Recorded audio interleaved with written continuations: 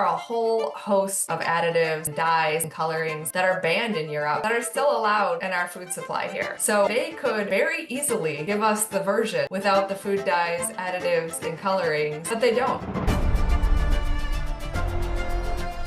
Welcome back to the Experience Health Podcast. I'm your host, Rachel Vassar, and today we're pulling back the curtain on the food industry and how it shapes what ends up on your plate.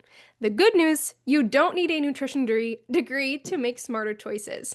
Joining me is Julie Ruelle, a registered dietitian with over 20 years of experience and the U.S. nutrition lead at GoCoCo, a food scanner app helping nearly 1 million people cut back on ultra-processed foods. We're talking ultra-processed foods, label tricks, marketing tactics, and the simple shifts that can make a real difference in your health. Let's dive in. Julie Ruelle, welcome to the show. Thank you so much. It's great to be here. I'm so excited to talk about all of those things you mentioned. Yes, absolutely. So diving right into the podcast episode, can you tell me, let's pretend like the audience has no idea what we're talking about. Can you just give a very simple explanation on what ultra-processed foods are and why the average person should care? Yeah, it's actually really something that I've become so passionate about. And I think the term ultra processed food is relatively newer. So it is a good thing to take a step back and define it. There is a difference between processing and ultra processing. So processing can be beneficial. It can be like freezing vegetables at the peak of their freshness so that we can have vegetables all year long. It can be grinding down wheat into flour so that we can make breads and pastas and cereals and things. Where it turns into ultra processing is when we start adding things to our foods that don't add any nutritional value, but they might be extending the shelf life, making our food brighter colored, shinier, just a lot of things that we really don't need. And they're all chemicals. And there's so many of them in our food supply. 73% of all foods in the typical US supermarket are ultra processed. And ultra processed foods are linked to over 32 different diseases, including diabetes, depression, and obesity. So we really want to try to cut back on our ultra processed foods to improve our health. And a couple of ways you can kind of spot them is one, if you're looking at the label, if you can't pronounce it, it's probably ultra processed. It's things that you wouldn't typically have in your home kitchen. Maybe you can think of it as things like your grandparents wouldn't even recognize as food. So those are the things we really want to be on the lookout for and try to decrease in our diets. Thank you for that explanation. That's a really good explanation on what ultra processed foods are, the difference between just like processing and ultra processing. Because I think that's a big thing that a lot of people kind of get mixed up. They're like, oh, I'm not going to eat like this bread because it's processed, right? But not all processing is bad. It's Right. definitely, Yeah, I mean, like cutting up vegetables is processing too, okay? exactly. But I Yes. don't think you would eat a whole thing of broccoli. That's not going to be very yummy. So, Yeah, and like bread, you mentioned bread. One thing that's really interesting about bread is kind of highlights the difference between processing and ultra processing. If you're looking at a food label and you see the term enriched wheat flour, that actually sounds like a good thing. Like, oh, enriched, right? They enriched it with some good stuff. But actually it's kind of a trick. It's not a good thing. So what it really yeah. means is there's three parts to a grain. There's the bran, the germ, and the endosperm. And the bran and the germ is where all of the nutrients, the fiber, the protein, the vitamins, the minerals are in that grain. But for some reason, the food industry decided, let's remove that bran and the germ and let's leave nothing but the starchy endosperm. It basically has no nutritional value. And that's what we make a ton of our grain products out of, like breads and cereals and crackers and things.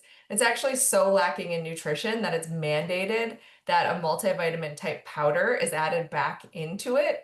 So we're taking out all the good stuff that's naturally there and adding back synthetic things. And that's what we're calling enriched. So for your Yeah. audience, like that's one thing to really look out for on food labels is to avoid anything made out of enriched flour. You want to see 100% whole grain, 100% whole wheat, or whatever the grain is. 100% and whole are the keys that you want to look for there. Yeah, absolutely. That expands the conversation on not every processed food is the same too. Because when I think of bread, I was thinking of like sourdough that I make at home.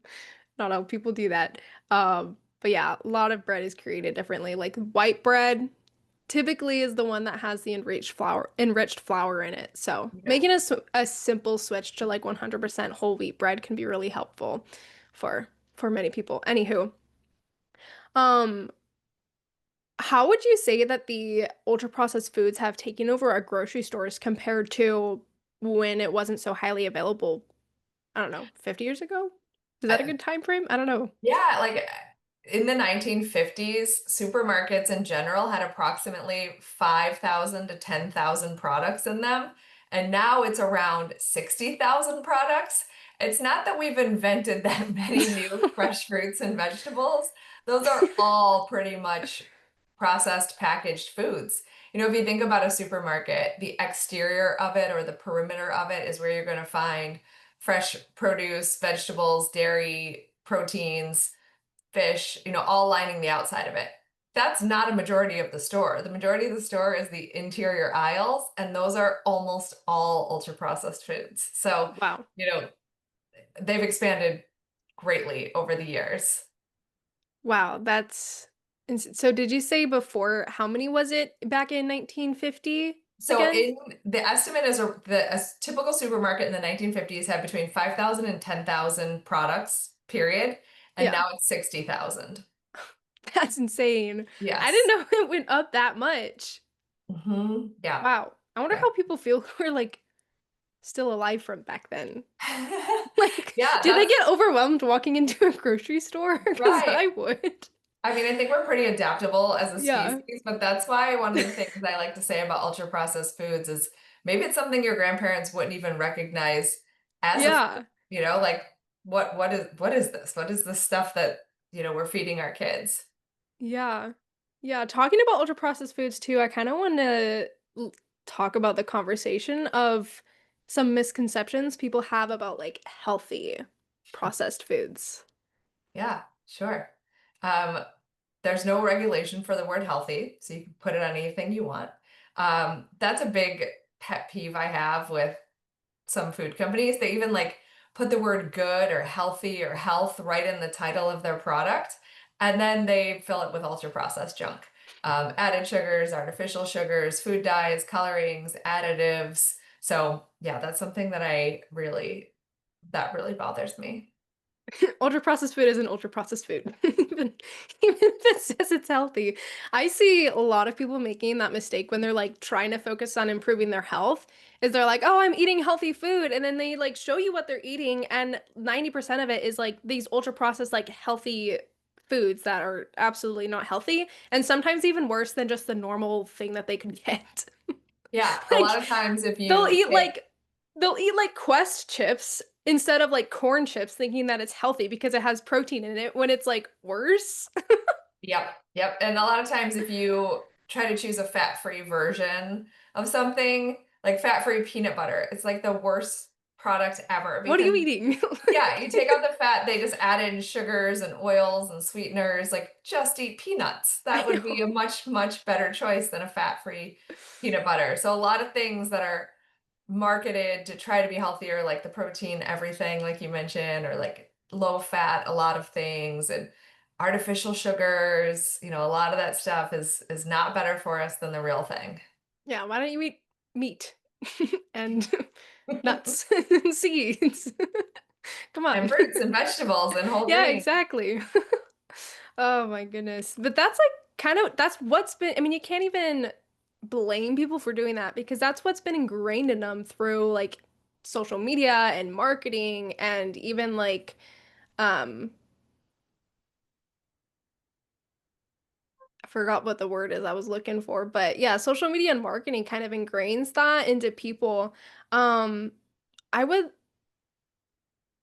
I know that this is like probably like one of I think America is probably kind of like home to the what is the sentence I'm trying to make out? America tends to be a really big issue in, people eating a ton of highly processed foods. Um, and I believe that a lot of that is due to regulations. Like, I know that there are a lot stricter regulations when it comes to what's in people's food, as well as supplements and like even personal care products in Europe, just for comparison. How would you say the US differs to other countries? There we go. It differs a lot. So the company that I work for, GoCoCo, is actually based in Spain. So I'm the United States dietitian, and there's a team in Spain as well. So I get to see a lot of comparisons between United States and European products.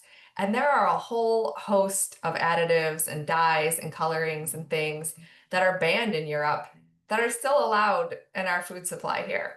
So, and these are like global brands, brands that make products for the United States and for Europe.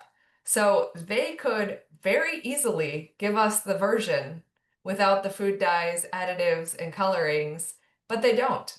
We get the worse, crappier, less healthy version sold in United States stores than what they're making the exact same product without those things for European stores because Europe does not allow them.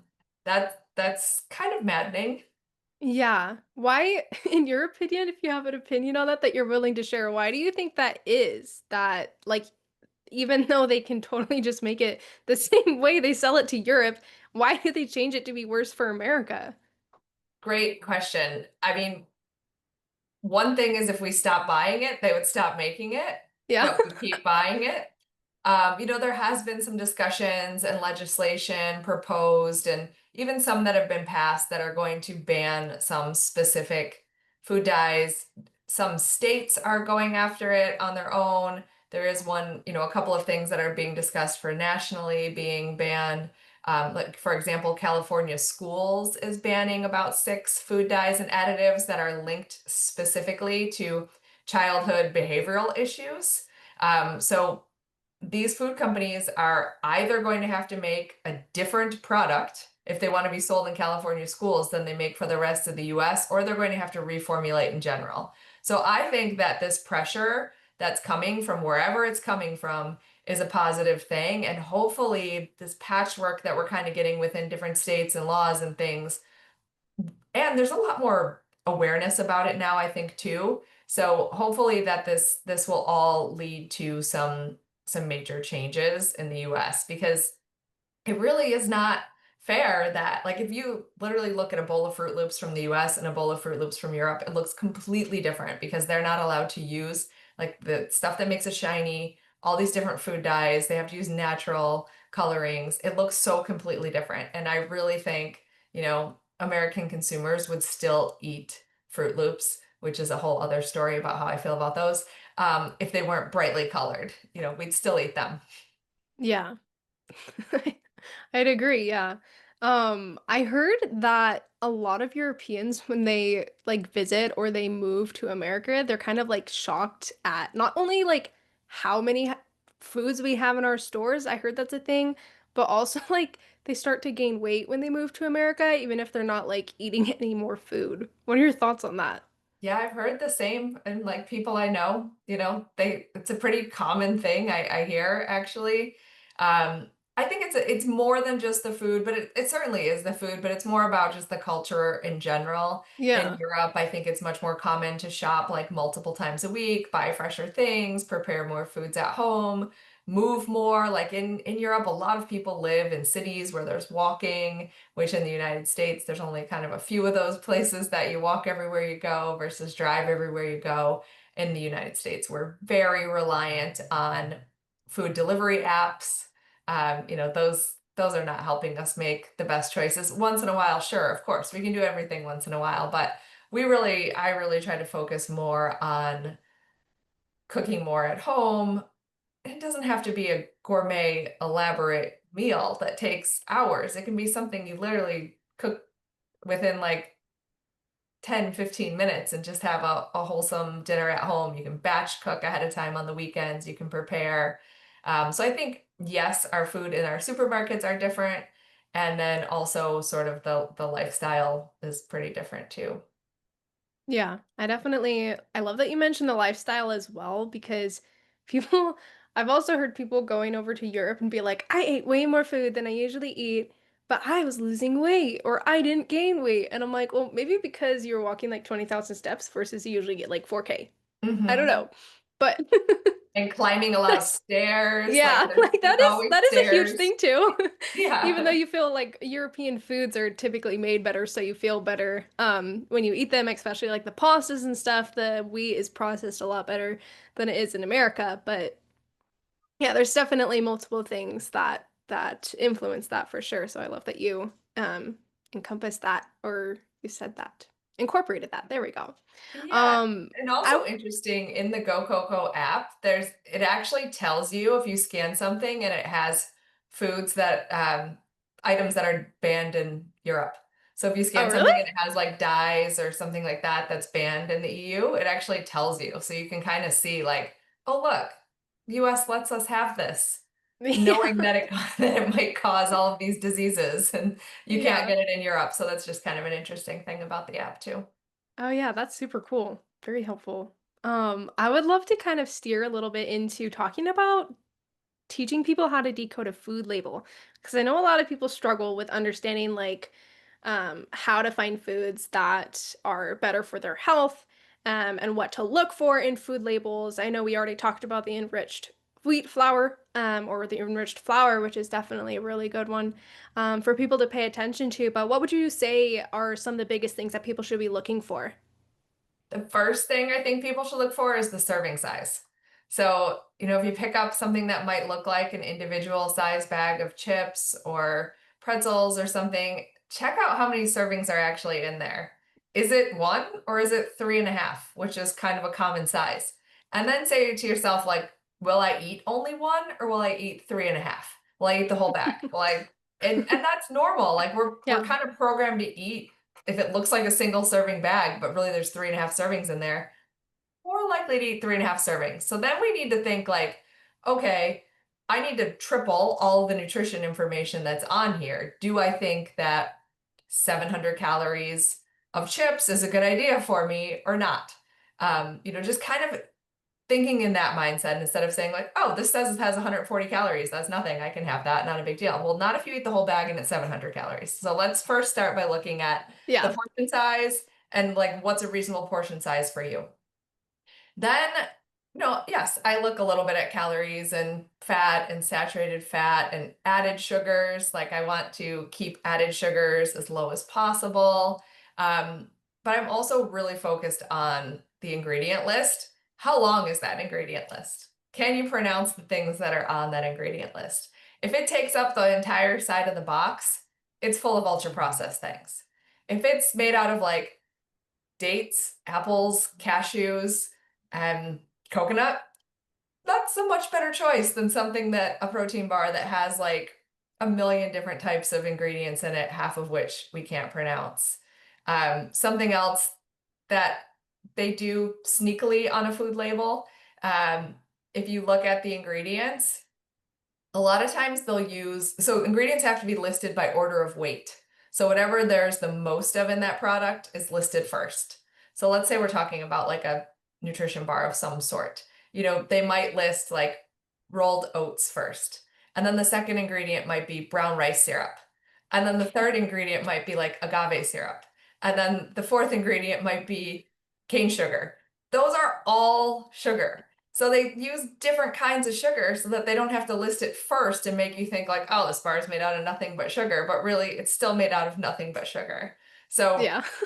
starting to become like a label sleuth, decoding that is important.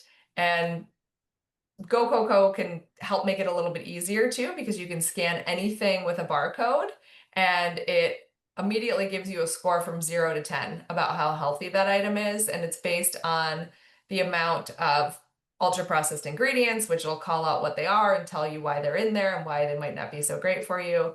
It'll tell you about the added sugar sources. It just gives you a lot of information too. So it's not just saying like, no, don't eat this. This is bad for you. It's telling you like, here's the score, here's why. And it also suggests some similar products within the same category that might be healthier. That's really cool. Everyone should go download GoCoCo to to read their food labels for them. Yeah, Um, well, we're teaching you how to do it yes. yourselves because Yeah. that's important. Having the knowledge is important, but I'm all Yeah. about having some tools in your toolbox Yeah. that No, can help having you. having tools when you're first learning how to do it is extremely helpful because I remember when I first started learning how to like read food labels, everything was like pretty overwhelming because there's a lot of different things in foods. Even to this day, I don't even know all of them. I just usually don't eat highly processed foods, so I don't worry about it. But yeah, it can get a little bit overwhelming, kind of decoding everything. Um, Teaching people like in the realm of teaching people how to read food labels themselves, kind of talking about the ingredient list. Can you go over like a few of the most important things to maybe try to avoid in ultra processed foods that could potentially lead to or be linked with or I guess lead to like diabetes or inflammation or certain like chronic diseases down the road because of the impact that it has on the body? What would you say are some of the most important things to look for in the ingredient list? Yeah, so I think I will go into some specifics, but I just want to say like the overall quantity of ultra processed ingredients is what's really contributing to our issues. So, you mentioned diabetes. That's a really good one to bring up because I think a lot of people, if they're struggling with prediabetes or living with type 2 diabetes, they're really thinking about added sugars and carbohydrates, and that's really important. But there's also every 10% increase in ultra processed foods increases your diabetes risk by 17%. So Wow. that's like any ultra processed food. Um, and we eat a lot of them. So we're really increasing our risk for disease by the sheer quantity of them that we're eating. Wow. Some of them are linked to like very specific things. Like, for example, I mentioned California. There's 6 synthetic dyes that they've banned because it's linked to behavioral health issues in children. They're blue number 1, blue number 2, green number 3, red number 40, yellow number 5. So the dyes have gotten a lot of attention, really, and rightfully so, because they're truly just like chemicals, like paint. We're like putting like paint in our bodies, I which know. is just, yeah, It's not yeah, real. It's created in a lab. Why are we eating it, honestly? exactly. And then the FDA in general is banning red dye number 3, which is another synthetic dye. It's in like up to like 12% of the food that we eat. So they're going to have to do a lot of reformulating to get rid Yeah. of that food. They have until 2027 to do it, unfortunately. And, we'll see how much this is enforced even then. But Yeah. if you're thinking about something that is like known about potential health risks, and we're going to ban it, but we're going to wait 2 years. Like we know it's bad for you. We know it's making you sick. We're going to wait 2 years before we get rid of it though. So eat it at your own risk, basically, is what they're saying. Um, but like, yeah, it's in like 13% of all candies, 16% of all gum and mints. So you really do want to check what you're eating to make sure that you're kind of avoiding some of these things. And then like things like potassium bromate, brominated vegetable oil, which is abbreviated BVO. Those are things that are banned in Europe and are banned in a few states in the United States as well. So these are kind of like the the worst of the worst, I would say. But I would also say that in general, the overall quantity of them that we're consuming is really the issue. Yeah. Can you talk a little bit about potassium bromate? Because that's not something that people talk about a lot, and that's like a very specific thing to bring up. That is a very specific one. So I'm pretty sure that it's a preservative. Okay. Um, they there's it's hard to know all of them and what all of them do to us, but um, yeah, it helps in baking. So Mm. It's like it's an oxidizing agent. It improves baking and chemical reactions. So I think Oh, that's the okay. one that like you want to have like that nice browned color on your Mm. bread that can sit on shelves for weeks and months. I think that's the one that they use in there to get that like nice browned looking color on the bread. So that Mm. sounds natural, right? That sounds normal. Yeah, that sounds really good. Bread's supposed to last that long. Yeah. What are the health effects that you have seen from that? A few specific ones. I mean, Or not not, you, but yeah, I you mean, know what I not mean. like specifically that specific. Well, preservatives in general. Yeah, You just mentioned yeah, potassium bromate, so I just went with that one, but yeah. So them in general, diabetes, obesity, mental health issues, cardiovascular disease, high blood pressure, all of these things like hyperactivity disorder, like all of these things can be linked to overconsumption of ultra processed foods. Mm, okay. Yeah. So, preservatives. If your bread is lasting for a long time on the shelf, I mean, I make homemade bread and I put it in the fridge within like 2 days and I try to eat it within a week. And if I Yes. can't, I put it in the freezer. I am by Good. no means am I an anti-carb dietitian. Like I'm a good carb dietitian Yeah. and homemade bread I would put up there on the good carb list. Yeah. Bread that can sit on the counter for a month and it's using potassium bromate to make it brown, not such a good product. Not such a good product. Yeah. Preservatives, leave those out. Yeah, and like I don't like to, be too alarmist or scary or anything, but some of these dyes have specifically been linked to cancer as well. So there's a lot of reasons to try to decrease them and make choices without them whenever you can. And there certainly are packaged foods out there that don't have these dyes and chemicals. It might take Yeah. a little bit of looking for them. Um, one of my clients just told me that she scanned 8 salad dressings to find one that scored good on the GoCoCo app. But she told me it tasted great too, though. So there's Yeah. definitely options out there for almost all categories that you can find that you'll find something that's a better choice. Yeah. Better. But Whole Foods is always best. Let's be honest here. But of course, some people definitely struggle with only eating whole foods. So if you're generally eating about like 80% whole foods, 20%, maybe just try to find like healthier versions of like the processed foods. That's kind of like where that kind of to me incorporates. I personally don't really find any place for name brand highly processed foods, especially since I personally can't eat gluten or dairy. So I don't really have that many options. But yeah, I do think that just trying to focus on whole foods is definitely very, very important too. Yes, I promote But that as much as possible, but I also understand yeah, that, not everyone can do that or wants right. to or can't. Right. So, And convenience is king. yep, Like, a lot of absolutely. people are very busy and they need to have some things that they can grab and go. You know, I would suggest like nuts and dried fruits and things are a great option. But if you need something that's packaged, certainly can use the tips that we're talking about today to make the best choices possible within the category. Absolutely. Absolutely. I would love to help my audience maybe understand the connection between highly processed foods and diabetes and other chronic diseases that can occur in the body. If you could explain, like, as simply as possible, like, how does these highly processed foods lead to the diabetes in the body? Yeah, Let's I just mean, use diabetes as an example. yeah, for sure. So a lot of ways. So one, they tend to be higher in sugar, higher in processed carbohydrates. So they have less fiber, less protein. Um, to best manage our blood sugar for everyone, we should be trying to have our carbohydrate sources like fruits and grains with a healthy protein or a healthy fat source like lean proteins, nut butters, avocados, things like that. Combining them together is definitely going to help manage our blood sugar better. But when we're grabbing ultra processed foods, many times they're just simple carbohydrates.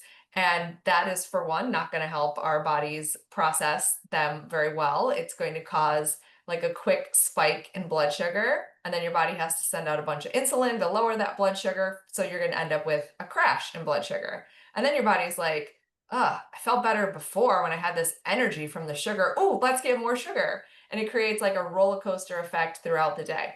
So that's one. Now, couple on top of that, we're also going to be adding in all of these things that aren't even food that our body has to try to contend with. So now we have to try to process those and break those down. And they can really mess up our gut microbiota as well. So there's such a huge, and we're still learning so much about this, but the gut controls so much of our body. It's called like the second brain, and some people even say it's like the first brain in the body. Our gut is so powerful. So Yeah. these dyes and these preservatives wreak havoc on our gut. And when we have havoc on our gut, we can end up with more food sensitivities, more intolerances. We don't absorb vitamins and minerals as well. So we can end up deficient in vitamins and minerals. So it's really just like an overall onslaught on the body. And that can lead to certainly an increase in diabetes, certainly an increase in obesity, and a lot of the other conditions we were talking about as well. Yeah, increased inflammation in the body is Yeah. probably one of the most common things that leads to like the other issues too, is Hmm. inflammation can wreak havoc in the body and just like cause dysfunction in a lot of different areas. And a lot of people it shows up differently. That's why some people have it shows up as autoimmunity. Some people it shows up as um like constant bloating, or some people it shows up as their body is not able to, I guess you could say, detox properly, so they'll get like overgrowths or infections or even parasites because their body lost its ability to function properly too. Yeah. So, yeah, definitely important to understand the relationship between highly processed foods and how it's actually impacting our body. Diabetes is no joke. A lot of people are dealing with insulin resistance and Yeah. potentially on their way. A lot of people are getting prediabetes, diabetes diagnoses in their adult life, and we definitely want to prevent diabetes as much as we can. So, yeah, reduce ultra Yeah. processed food consumption and also focus on regulating your blood sugar too. Um, Building balanced plates is definitely really helpful in doing that and helping support optimal blood sugar regulation. So, yeah, thank you for that really wonderful explanation of how ultra processed foods affect our body. Um, Let me see here. I kind of want to steer into talking about a few like practical strategies that some people can help implement into their real life. So for first thing, for someone who's overwhelmed with all of the food noise, because not only is there a lot of food noise in like ads and social media and everything that is in the grocery store now, but also there is so much food noise into all of the rules and different things that people need to do. Like, don't eat milk, don't eat oat milk, don't eat carbohydrates. Carbohydrates are good. Like, there's so many conflicting things on the internet that makes people so confused. So, let's just like set the record straight and make it super simple for people to improve their nutrition today. What are a few simple, realistic ways that people can start eating better today? Yeah, I love that because there is so much noise out there and it changes a lot too. Like advice and trends and things, they change. So like what's in one day is out the next day. But I can say one thing that is going to stay in is eating real foods. You've said it, I've said it, like choosing whole, real, unprocessed foods as much as possible is your best health strategy. So what I try to do when I work with people is like, let's take a look at your day. Where is the meal that's most likely to be ultra processed? Is it breakfast because you're on your way to work, dropping off the kids? Is it you are exhausted at the end of the day and you swing through the drive-through? Like, let's take a look at whatever is the most challenging part of your day and let's come up with some solutions for that. Can we find a time where you cook things one day a week and you have them for the whole week so you can just grab them and eat them without having to think too much about it?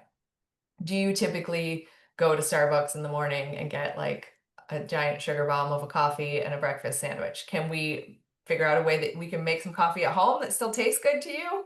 And also some kind of quick, easy breakfast. Can we make you some breakfast burritos in advance? You put them in the freezer, you just pull one out on your way to work, save a lot of money, you'll save a lot of time. Like, we're going to find what's the most challenging part of your day, and we're going to start there. And then we're going to build on it because it's really hard to overhaul absolutely everything all at once. Other strategies are like having fresh fruits and vegetables right in the front of your fridge instead of having them get buried behind other things. Buy them chopped up already if that's going to make your life, like, if you don't want to cut a pineapple, buy cut up pineapple. If you don't want to cut a watermelon, buy cut up watermelon. Might be a little bit more expensive, but we just saved you a bunch of money not going through the drive-through 5 times a week. So we got money for these cut up fruits and vegetables now. You can buy like squash already cut up into cubes, throw it on a sheet pan, roast it. It's great. So there's like a lot we can do. We kind of want to take stock of where we're at, figure out where we're going to start with our changes, and keep building upon those changes. And then once people start making some of these changes and start feeling so much better from getting the sugars and the processed foods out of their diet, it's kind of contagious. You want to keep going with it.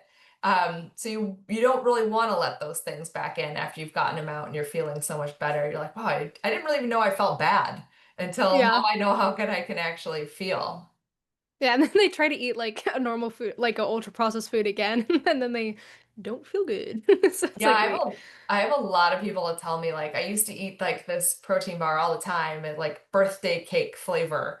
And now I oh, take a bite of it and it just tastes like potpourri. And I'm like, yes, that's because it's not real. And now your body knows what real food tastes like. yeah, absolutely. Now, for families, how can parents make a better choice in helping their family and their kids improve their nutrition without creating a ton of food battles at home? Yeah. So the best thing parents can do is model healthy eating behaviors. So I know that, it's not the 1950s. We're not all going to be able to sit down at the dinner table at 5 p.m.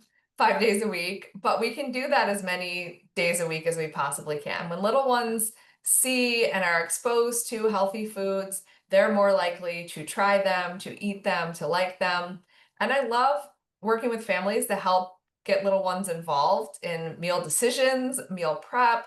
If I'm working with somebody who has a picky eater, I want them to take the picky eater to the grocery store and let them pick out one fruit or one vegetable that they can bring home and then prepare together. So when a little one gets some autonomy, gets to make some decisions, they feel like they're making choices for themselves. They're more likely to try it, to eat it if they're involved in the process.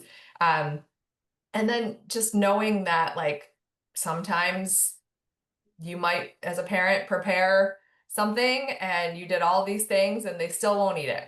And that's okay. It's an exposure to a healthy food. If they're not going to eat it that time, try it again the next time. It can take up to 20 times before a little one can like a new food. That's really good. That's really good advice. I know a lot of people, it seems like especially nowadays, is struggling with a lot of picky eaters who like I have this one client who like her kid only wants to eat chicken nuggets. That's like the only thing that they want to eat. So they're like struggling with getting their kid to eat anything else. And then like of course like since that's the only thing their kid wants to eat, they tend to eat stuff like that too. So yeah, it can definitely be difficult, but so you said like repeated exposure and also giving them a little bit of autonomy is really Yeah. helpful in helping them. Yep. That's a tip I love. Like, take the kid to the grocery store. Might be a nightmare, but in the end, you'll have some good results. Let them pick something out. Like, look at all these fruits. What do you want to try? Like maybe they'll pick a star fruit or a mango or, something that looks cool. And then you get it home and you like kind of safely help them prepare it, but let them do a little bit of the work. There's safety knives and things like that. And like, okay, let's try this together. What do you think? 9 times out of 10, they're actually going to eat it and try it. And then we can keep adding foods to like kind of the safe list, like chicken nuggets, and now we'll eat mangoes, or, chicken nuggets, and now we'll eat strawberries because we help pick them out. Go to the farm and pick them, when they're in season, when that's an option. Kind of the more we can connect to that food, the more likely they are to eat it. It's amazing. I love it. Now I have a couple more questions. One of them is what would you say your personal philosophy is when it comes to balance and not falling into the all or nothing mindset thinking about food? Yeah, I've never been like somebody that's like, you can't, you can't ever have a bite of cake, or like, I am more like, if you love something, you should have it sometimes. But that sometimes can really add up. Like, oh, you love pizza, have it sometimes. Oh, you love ice cream, have it sometimes. Like, we should be eating whole, low sugar, whole foods like 70 to 80% of the time minimally. And then when you do that, when you exercise, when you get good sleep, when you try to control your stress, when you're doing all of those things, then there is room for some of those little treats in there, from time to time. So I think if you like don't allow yourself to have anything ever, you might fixate on it and, just obsess over it and then end up eating all of the ice cream. Yeah. So like and I also like to tell people too, like, when it's like a holiday or something and they're like, oh, I just love mashed potatoes. I just ate so many mashed potatoes. I also like to say, like, Thanksgiving's not the only day you can eat mashed potatoes, like let's eat a Yeah. reasonable amount today and then you can have them again a couple of days from now. It's not like we're never going to have this food again. I think people sometimes, if they feel like they can't eat something, they get in the mindset where like, I'm just going to eat it all right now. So Yeah. definitely needs to be some balance, but in my opinion, balance extends also to like exercise, movement, a whole well-rounded approach. Yeah, looking at your lifestyle as a whole. I love that. Love that. And then the last one, if you could get every American to change one daily food habit, what would it be and why? And Oh, let's not include eating whole foods for this one. I know. I'm like, Let's not make it easy. I wasn't going to say that, but I was thinking like, oh, there's so many things. I think drinking sugar. I'm so anti-drinking sugar. That's a Um, good one. Yeah. any form of sugar that you drink is like what is just like pouring sugar straight into your Yeah. veins essentially and just It's really like tempting. already pretty much broken down as as much as it can. You're just like spiking your blood sugar real quick. Yes. So whether that is coffee with tons of sugar added, whether that's like a bottled beverage, whether that's like orange juice that's barely even made out of oranges, whatever the Or case that may be. or that healthy matcha people are getting that has like 40 grams of sugar. Uh-huh. Yes. All of those things. If I Yeah. could make one, and I'm not even talking about like sodas, things like that, Gatorade, like We all forgot the about things. those. Yeah, right? We're so past those. Like, but Yeah. yes, those, put those in there too. Like that would be, I think just if I could wave a magic wand and have people drink water and sparkling water and not tea and coffee plain, that would be my number one Even change. even fruit juice, I would kind of include in there with like exceptions, obviously, but a lot of people will drink this like gigantic cup of like orange juice for like breakfast with like a carbohydrate food. So they're You, drinking a bunch of sugar, even more sugar. It's like, okay. yeah, And the concentration of like obviously I'm not against fruit at all, but when it's concentrated that much into a juice, it may not be the best for your blood sugar. So I would include that one too. I agree with you. I don't disagree. Like I'm not I'm not opposed to like if you have a juicer and you're making like it's predominantly greens and you throw a little apple in there, Yeah. a little pineapple for a little bit of sweetness, you're getting so much nutrient from the Yeah. green stuff. But if you're thinking about like that cup of orange juice that you Yeah. mentioned, I like to tell people like, do you know how many oranges are in there? Do you know how many, would you sit down and eat I that know. many oranges? You couldn't Without the because of the fiber. fiber. Exactly. So I would Not very much helpful. rather people eat their fruit Yeah. than drink it. Julia, thank you so much for joining me and breaking all of this down so clearly. If you want to connect with Julie, I'll have her links down below, as well as a code for a year of GoCoCo Premium free. Thanks for tuning in to the Experience Health Podcast. I'll talk to you guys next time. Bye. Thanks for listening to another episode of the Experience Health Podcast. If you enjoyed this episode, be sure to follow for more. If you have a question, feel free to shoot me a DM on my Instagram at Health by Rachel with 2 A's. Until next time.